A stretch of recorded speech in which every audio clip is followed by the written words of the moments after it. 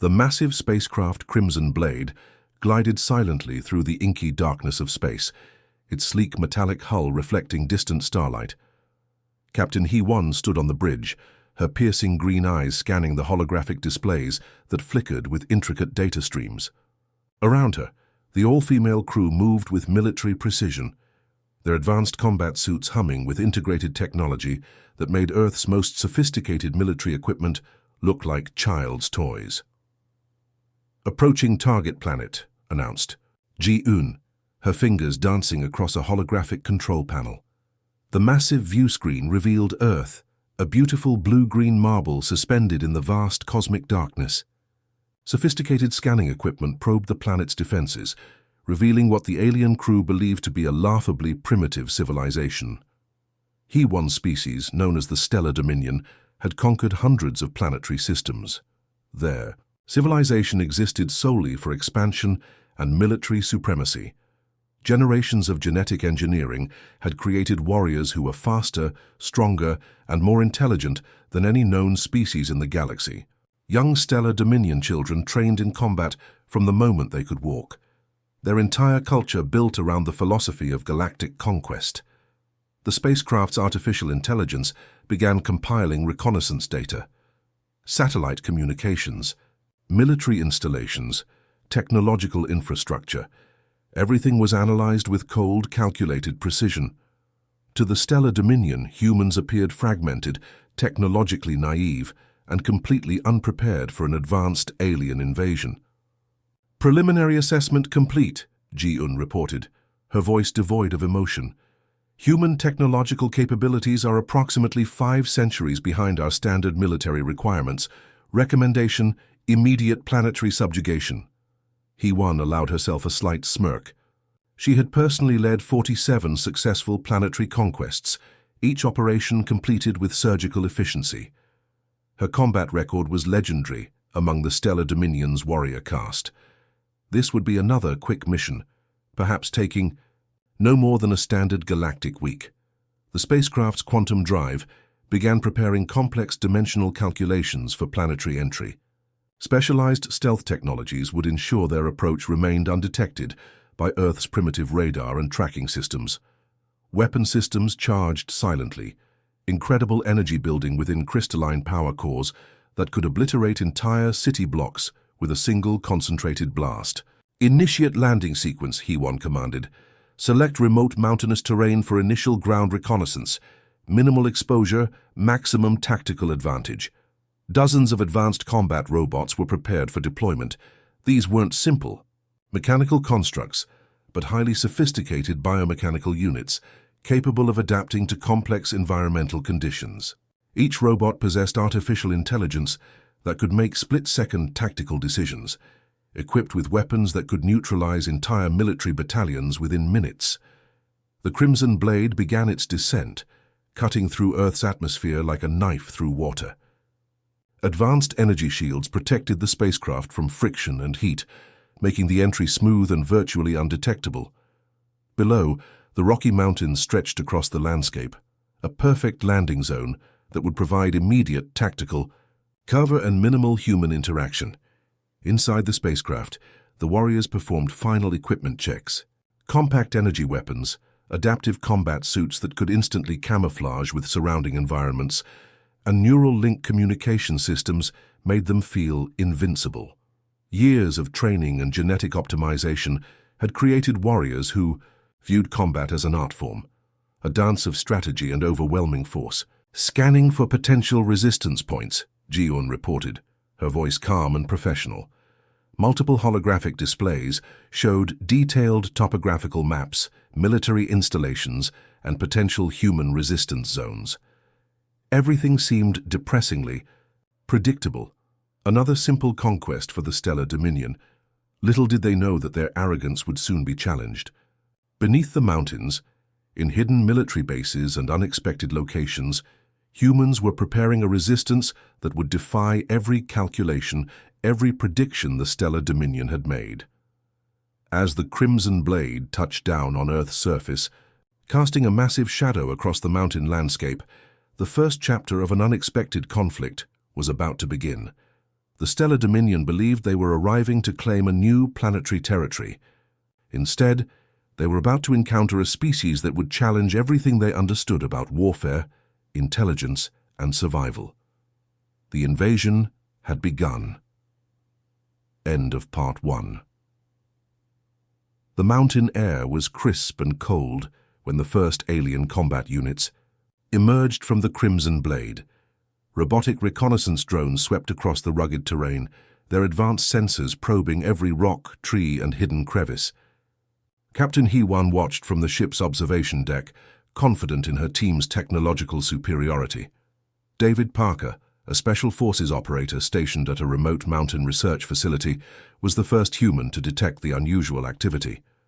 His team had been conducting classified training exercises, a routine that would soon become anything but ordinary.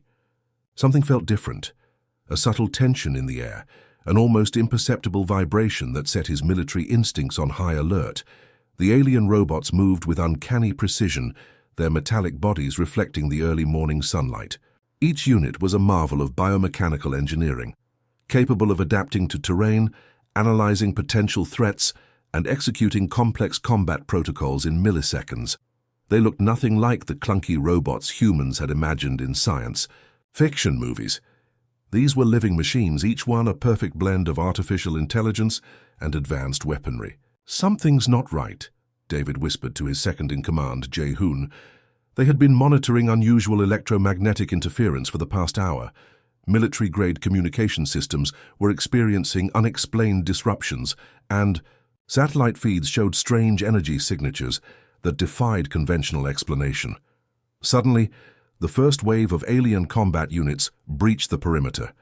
Their movement was unlike anything the human team had ever witnessed, fluid, almost, liquid-like, with a precision that seemed to defy the laws of physics.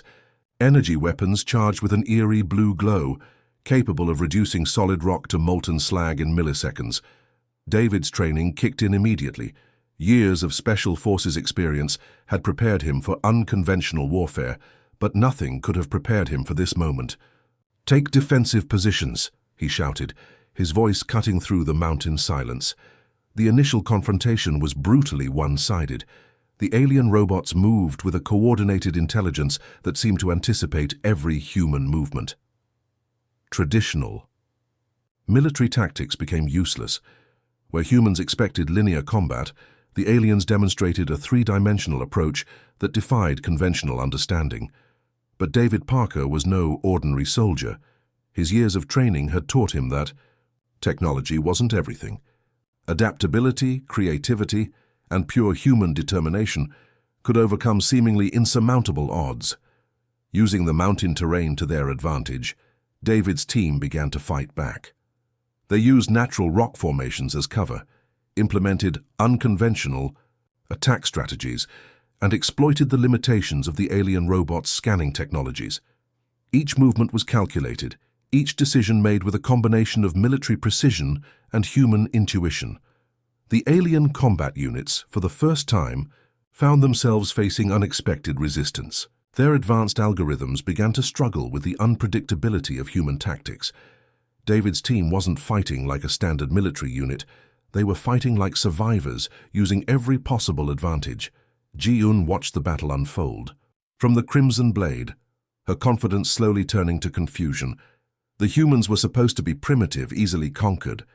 Yet here they were, using nothing more than standard military equipment and pure determination to challenge technologically superior invaders. One particularly intense moment came when David noticed a weakness in the alien robot's energy shielding. Using a modified communication device and some improvised electronic warfare techniques, he managed to create a localized electromagnetic pulse that temporarily disrupted the robot's coordination. The mountain battlefield became a chaotic dance of human creativity versus alien technology. Explosions echoed through the rocky landscape, energy weapons carved intricate patterns of destruction, and the line between victory and defeat became increasingly blurred. Captain He-1's initial confidence began to crack. These weren't the submissive humans she had expected. These were warriors, different, unexpected, potentially dangerous. As the first phase of the invasion concluded, neither side had achieved a definitive victory, but something had become abundantly clear. This wouldn't be the simple conquest the Stellar Dominion had anticipated. The real battle was just beginning. Chontai of Part 2. The mountain research facility had become a war zone. Smoke billowed from damaged structures, and the once pristine landscape now bore the scars of an unprecedented conflict. David Parker's team had transformed from a specialized military unit into something more, a group of survivors fighting an enemy that defied every conventional understanding of warfare. Back at the alien spacecraft, Captain HFY's frustration was mounting. Her advanced tactical displays showed something impossible. Human fighters were systematically disrupting her invasion strategy. The Stellar Dominion's combat algorithms, which had conquered countless civilizations, were being challenged by human unpredictability. Jae-hoon, David's most trusted team member, had discovered a critical vulnerability in the alien robot's communication network. Using a modified satellite communication device and some ingenious coding, he began to create electronic interference that confused the alien combat units. It wasn't about overpowering their technology, but understanding its limitations. The mountain terrain became their greatest ally. David's team used natural rock formations, created elaborate decoy systems, and implemented guerrilla-style tactics that completely bewildered the alien invasion force. They weren't fighting a traditional battle, they were fighting a psychological war of adaptation and survival. One particularly intense moment came when a group of alien combat robots attempted to breach the research facility's main complex. Instead of a direct confrontation, David's team had prepared an elaborate trap. They used thermal camouflage, created false heat signatures, and manipulated the robot's advanced scanning systems. Ji-eun watched in growing disbelief as human fighters managed to neutralize multiple advanced combat units using nothing more than standard military equipment and pure human creativity. The Stellar Dominion had conquered civilizations with technology that made human weapons look like children's toys. Yet here they were, being outsmarted by a small team of human fighters. The alien robots were designed for total warfare, perfect killing machines with advanced artificial intelligence, but they struggled with the concept of human unpredictability. Where their algorithms expected linear responses, humans demonstrated an ability to think beyond computational logic. David realized that their survival depended on understanding the alien technology. Each captured robot component became a puzzle to be solved, each energy weapon a potential source of new tactical information. His team worked frantically, combining military expertise with scientific curiosity. Underground research laboratories became improvised war rooms. Scientists and soldiers worked side by side, analyzing alien technology, developing countermeasures and pushing the boundaries of human innovation. They weren't just fighting, they were learning, adapting, evolving. The Stellar Dominion had a fatal weakness. They viewed warfare as a mathematical equation, precise, predictable. But humans introduced an element of chaos that no advanced algorithm could fully comprehend: emotion, creativity, the willingness to risk everything for survival. As days passed, the mountain battlefield became a complex chess match. Each side learned from the previous encounter, adapting their strategies. The alien robots became more sophisticated, but so did the human resistance. What had begun as a seemingly hopeless invasion was transforming into something entirely unexpected. Captain HFY found herself facing a professional crisis. Her entire military career had been built on the assumption of technological superiority. Now she was watching a small group of humans challenge everything she understood about warfare. The research facility became a beacon of human resistance. Word spread through military channels, and support began to arrive. What the aliens didn't understand was the human capacity for collective response, the ability to unite, to share knowledge, to fight as one. Jae-hoon managed to crack a portion of the alien communication network, providing invaluable intelligence about their invasion strategy. Each piece of information was a weapon, each discovered weakness a potential turning point in the conflict. As the battle intensified, something remarkable was happening. The human fighters weren't just defending themselves, they were learning, growing, becoming something more than they had been before. The invasion was transforming them, pushing the boundaries of human potential. The stellar dominion had come expecting an easy conquest. Instead, they found themselves in a fight that would challenge everything they believed about warfare, intelligence, and the nature of survival. The real war was just beginning. End of Part 3. The Mountain Research Facility had become a fortress of human resilience. David Parker stood at the command center, surrounded by a team that had transformed from specialized military operators to something far more extraordinary. Outside, the landscape bore witness to an unprecedented conflict between human determination and alien technological superiority. A critical moment was approaching. The alien invasion force had concentrated their most advanced combat units for what they believed would be a final decisive assault. Captain He-Wan was convinced that this attack would break the human resistance once and for all. What she didn't know was that David and his team had been preparing something special. During the previous encounters, they had carefully studied every captured piece of alien technology. Jae-hoon and the research team had been working around the clock, combining human ingenuity with the alien components they'd recovered. Their goal wasn't just to defend, it was to turn the invaders' technology against them. The morning of the assault began with an eerie silence. Advanced alien scanning systems swept across the mountain terrain, searching for any sign of human resistance. But this time, something was different. The humans were ready. As the first wave of alien combat, robots approached. They encountered an unexpected obstacle. The terrain itself seemed to come alive with defensive mechanisms. Carefully positioned electromagnetic pulse generators, camouflaged energy disruptors, and ingeniously modified communication jammers created a defensive network that defied alien. Computational predictions. David's most daring plan was about to be put into action. Using the alien communication network they had partially decoded, they prepared a massive technological counterattack. It wasn't just about defense anymore. It was about sending a message.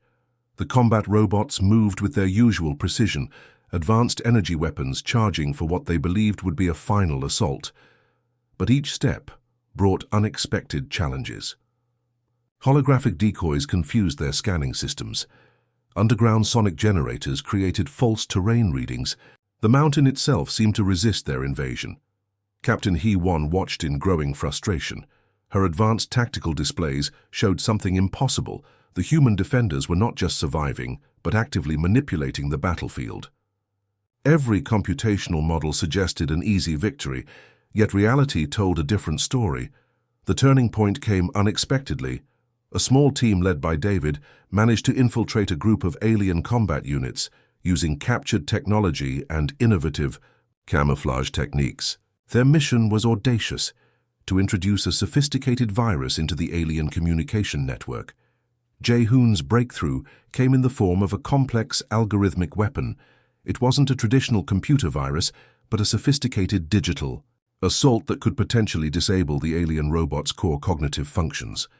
Hours of research, countless failed attempts, and pure human creativity had led to this moment. As the battle intensified, something remarkable happened. The alien combat units began to malfunction. Their perfect coordination started to break down.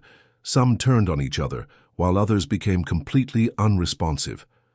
The invasion force's greatest strength, its unified intelligence, was becoming its greatest weakness. David moved with a combination of military precision and intuitive creativity. He understood that this wasn't just a battle. It was a moment that would define humanity's future. Each decision, each movement was calculated to maximize their advantage. The alien spacecraft, Crimson Blade, began to show signs of vulnerability. Its advanced defensive systems were being challenged by human ingenuity in ways no invasion protocol could have predicted. Captain He-Wan found herself facing a scenario that challenged everything she understood about warfare. As the day progressed, the mountain battlefield transformed. What had begun as a seemingly hopeless invasion was turning into a testament to human potential. The alien combat units, once considered invincible, now struggled against a resistance they couldn't comprehend. The Stellar Dominion had come expecting an easy conquest. Instead, they found themselves fighting an enemy that defied every computational prediction, a species capable of turning limitation into strength, defeat into opportunity. The real war was no longer about technology. It was about something far more powerful, the human spirit. End of Part 4.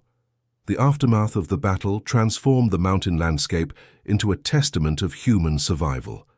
Smoke still rose from damaged alien combat units, their once pristine technological bodies now twisted and broken.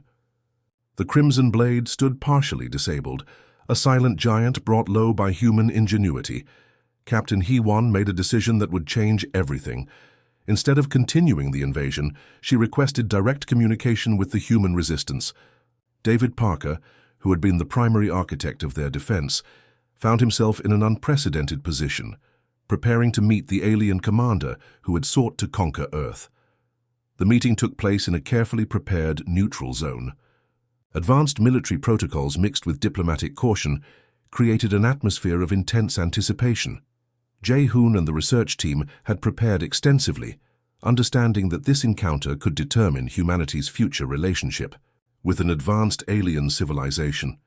As HFY approached, something became immediately apparent. The confident, almost arrogant alien commander who had arrived weeks ago was gone.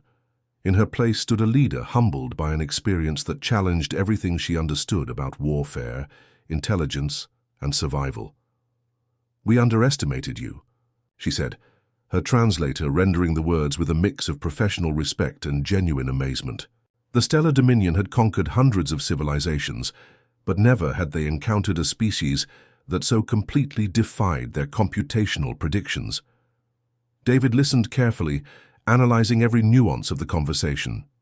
He understood that this was more than a diplomatic meeting.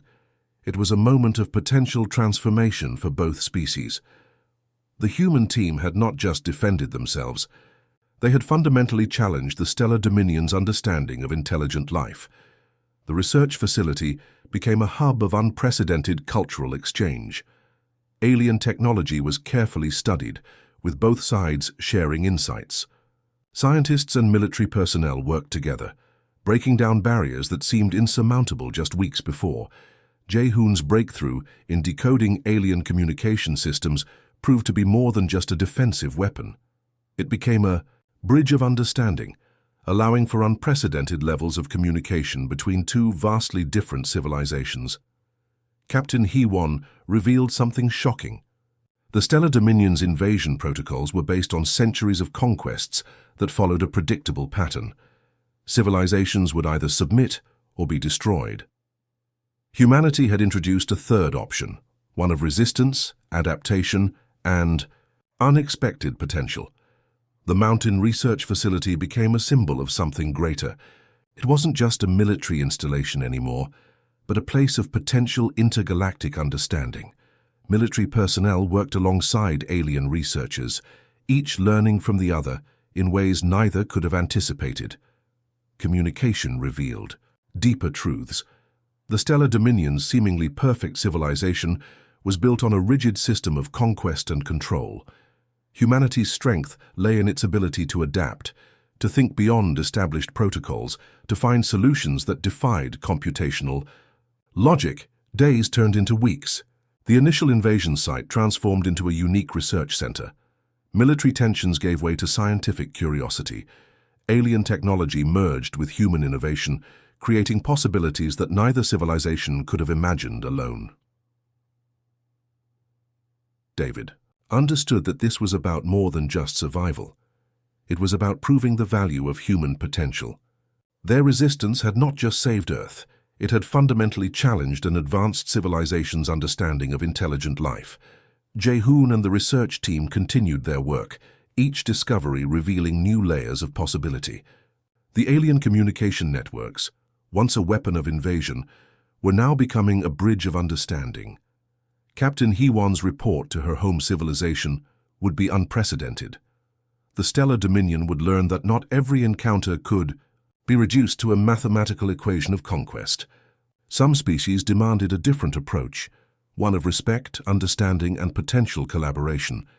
As the first diplomatic discussions began, something remarkable became clear.